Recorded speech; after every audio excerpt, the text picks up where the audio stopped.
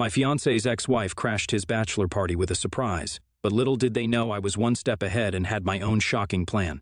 I, 26, female, met my fiancé, Peter, 30, during a charity run. He was one of the organizers.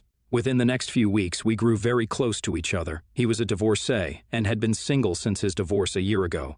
His wife's name was Laura. They had no kids together. I never had any serious relationships in my life till then. Peter was my first. Laura was Peter's high school sweetheart. They divorced mutually at a point when they both realized that seeing other people was better than staying together. Even after the divorce, they had a good relationship.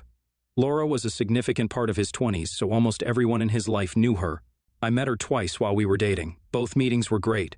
I was comfortable with their post-divorce relationship.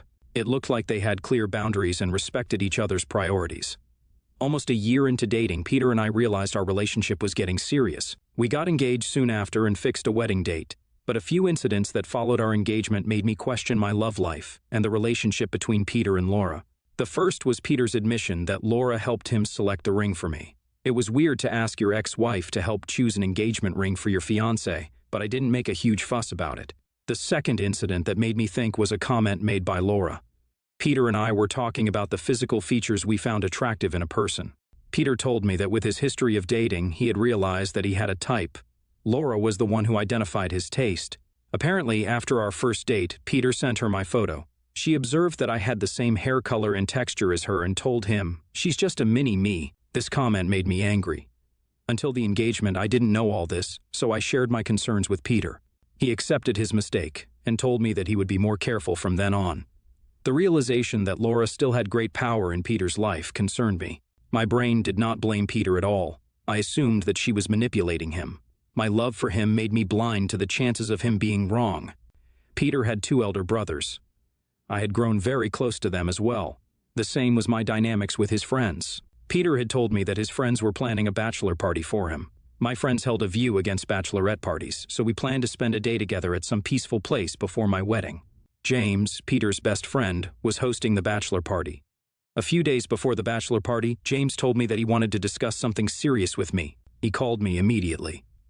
Laura wanted to be part of their bachelor party. James had planned it to be an all-man party, but Laura called him to make sure that she was included. She also told him she had a special surprise for Peter that none of his guy friends could give. I had second-hand embarrassment when I heard Laura's statements from James. Where was this woman's self-respect? James was worried about presenting this to Peter and had called me. I was confident that Peter would say no to her request. We already had a conversation about Laura where I raised my concerns.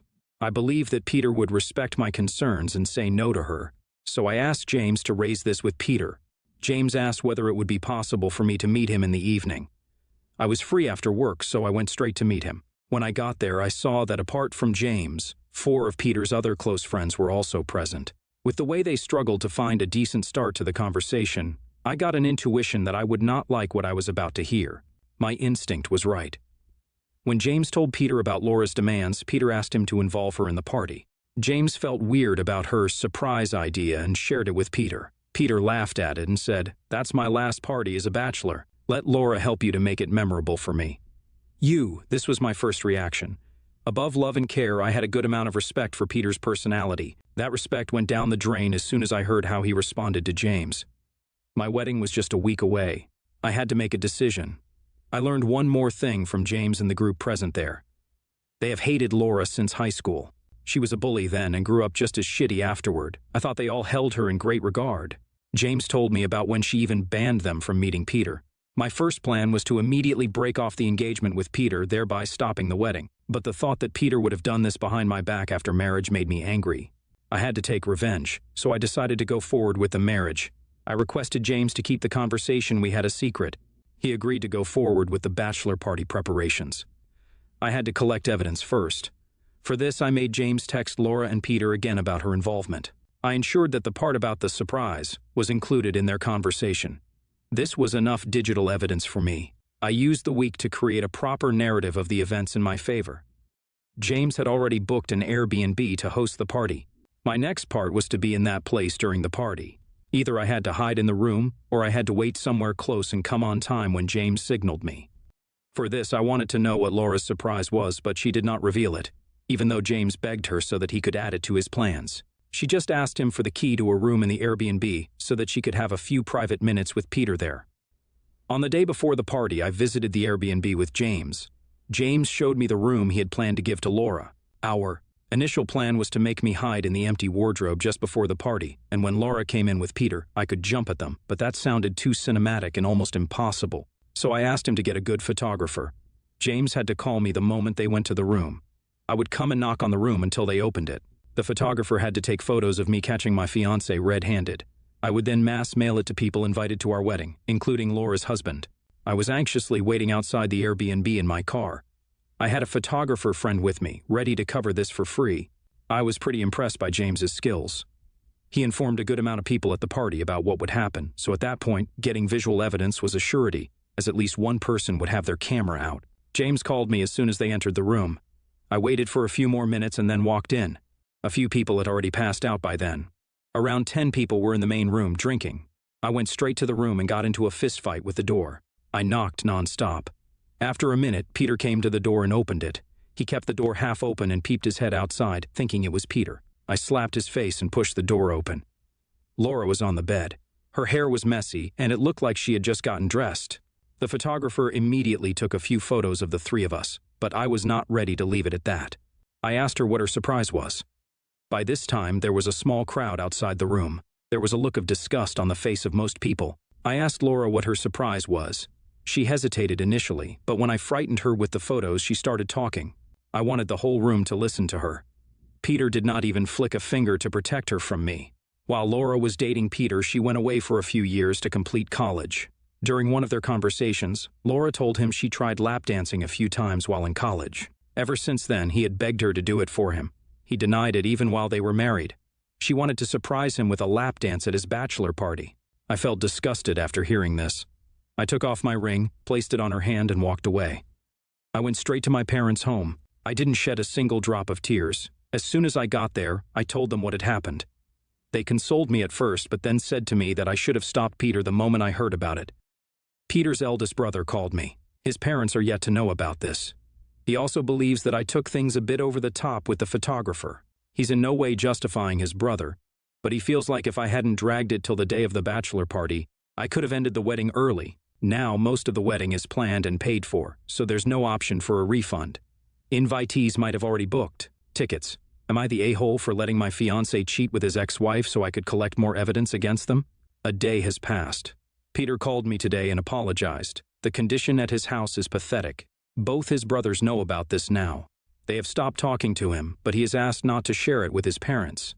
He agreed that my decision to break off the engagement was right. Then he asked me to erase all the digital evidence. I agreed to his request and cut the call. Laura also sent a long apology text, but she had one request. Her husband was yet to find out about this, so she wanted me to delete it. I said okay to both of them. When they texted again asking whether I had deleted everything, I lied and said yes. The wedding remained canceled.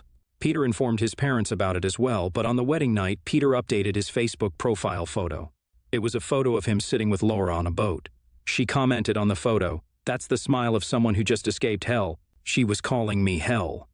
Peter still talks to James. James informed me that Peter was trying to push a narrative in which I was jealous of Laura's friendship, and he ended the marriage. I know what has to be done. This was the moment that I had been waiting for. I took the mail that I had drafted earlier. It was an email I had decided to send to all the invitees to our marriage. I attached photos from the eventful night and screenshots of their chat with James. Then I mailed it to all the invitees to let them know about the actual events that caused an end to our marriage.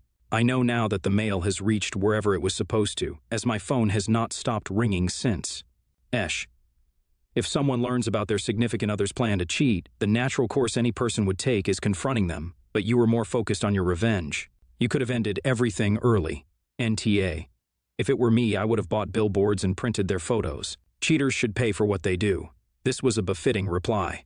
I, 39, female, come from a very wealthy family. I never had to struggle for anything because my mom or dad would always give it to me. I can say that I grew up spoiled, but I grew out of that phase once I had my twins. Since I was so spoiled and never got in trouble for anything as a teenager, I was always going to parties with my friends, doing drugs and drinking alcohol. Then at 16, I found I was pregnant and gave birth at 17 to my two beautiful twins, girl and boy. Thankfully, my parents were supportive and helped me through the process. My parents had set up a trust fund for me when I was a kid, and I wasn't able to access it until I was 18. So when I turned 18, I moved out and got a condo. I only used my trust fund whenever it was for my kids, rent, or essentials around the house. I also took some out and put it in an emergency fund. I got a job at my dad's company, so I was able to live comfortably but not keep up with the lifestyle I grew up with. When I was 31, I met my now husband and his daughter, who was 4 years younger than my kids. Me and my husband dated for about 4 years. Then we got married for 2 months before my twins' birthday. On my twins' 18th birthday, my parents gifted them each a trust fund of their own. It summed up to $200,000 each. Now my twins are both 22 years old, and both are thriving. I like to give myself a pat on the back for how I raised them and not how my parents raised me. Now to the issue at hand. My stepdaughter is now 18 years old, and for the past couple of months, she's been saying how she couldn't wait to get her trust fund like my twins. And I didn't know if she would or not because I never knew about the twins. Now, when her birthday came around, she did get money, just not the trust fund from my parents. Instead, they gave her a car, but to say she was disappointed is an understatement. She said we didn't love her because she wasn't blood, and that we've always treated her differently because she wasn't my daughter, which wasn't true. I loved her from the day I met her, and I've always treated her like she was one of mine. She then asked me, why didn't I tell her she wasn't getting a trust fund since that was all she was talking about? And I told her I didn't know if she was getting one or not. She then told me that I should have made one for her myself. I tried to tell her that it wasn't possible, but she didn't want to listen to me and just said she hated me. So am I the a-hole?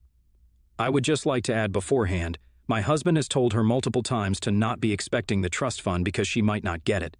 And I also told her that I didn't know if she would get one or not, but she has chosen to ignore us. So I had to talk to my parents and stepdaughter. I did ask my parents how they didn't give her a trust fund like my twins. They said that since they don't know SD that well, that they felt like a trust fund was too personal because they didn't have that grandparent-grandchild relationship, which is understandable. My parents rarely got to see SD because she just moved in with me and my husband when we got married, and my mom and dad like to travel a lot. So they really only got to see her on holidays and birthdays. That's why they got her a car, because it's not that big of a present because her last car was wrecked up pretty bad. I also apologized to her for not just telling her that she wasn't getting a trust fund and letting her get her hopes up, but I did explain to her that she shouldn't just expect something just because someone else got it, especially something as personal as a trust fund. She apologized for how she reacted and thanked my parents for the car, but I think she's still disappointed. So I plan to take her out of the country for a birthday trip with my husband and the twins. Also, for anyone wondering, the car she got was a 2023 BMW 5 Series, NTA. No one is entitled to anyone's money, biologically related or not. If someone is kind enough to give you something, the answer should always be thank you, never I expected more. This is basic human. She needs a harsh reality check. Honestly, the fact that she's so entitled, making this level of a tantrum and reacting with I hate you comments, makes me think that not getting a trust fund is in her benefit. With that maturity level, how is she going to handle coming into that amount of money? She needs to learn to be grateful and appreciative. Something you had to learn by getting pregnant so young, and sounds like you instilled in your bio kids after going through that. I can try to sympathize with the insecurity of her feeling like the distinction might come from not being biologically related, but the way she handled it is concerning and disappointing. Sounds like your parents love her and are building a relationship with her but have only known her for 4 years. This is a reality. There's nothing wrong with that. It's understanding that they haven't been saving for decades for her. Instead of focusing on how she could be strengthening family bonds, she's being hurt. If she's worried about money for school or whatnot, I'm sure she could come up to you and your husband. Even if your parents set up specific loans, requests, etc. The keywords missing in her are kindness, maturity, and gratefulness. I'm 33, female, husband 46, male, and I have been married for almost a year, and he has 2 sons from his previous marriage, 13 male and 11 male. The other day he took my son, 12, male, with them to the birthday of a friend of his kids. They were just going to be outside for a few hours and play American football. My son has no interest in playing football, but he says he likes being in places where there are a lot of tall boys because he thinks being short it's funny. So when my husband told him a lot of the boys in the party were going to be tall, he wanted to go, but he didn't play football with him, just watch from outside. After the game, he was eating burgers with the other boys, and this is when the issue started. My husband and the other adults were on another table, so they didn't really hear what happened at first. The kids were talking about girls, and the birthday boy explained that the reason women usually don't play physical sports like football is because if they get hurt and bleed, they can't get pregnant anymore. And that this was a medical condition called menstruation. My son corrected him and explained what menstruation was and how periods work. The issue is that the boy then went crying to his father, saying my son made him feel uncomfortable and ruined his birthday. None of the other kids felt offended. It was just him. My husband thinks that even though there is absolutely nothing wrong with my son having knowledge about feminine issues, I should tell him to be more discreet with that information when talking to another boy his age. I don't think he did anything wrong. I would even say he did a good service to those kids, teaching them. I usually never fight with my husband, so the fact that we are now having an interpersonal conflict about this makes me doubt if maybe I am a little in the wrong. Am I the a-hole? NTA. As long as the information your child is delivering is accurate, I don't see any harm. It's much better than leaving them misinformed. It's not like he spontaneously said, "Let me tell you about how periods work." He heard misinformation and corrected it.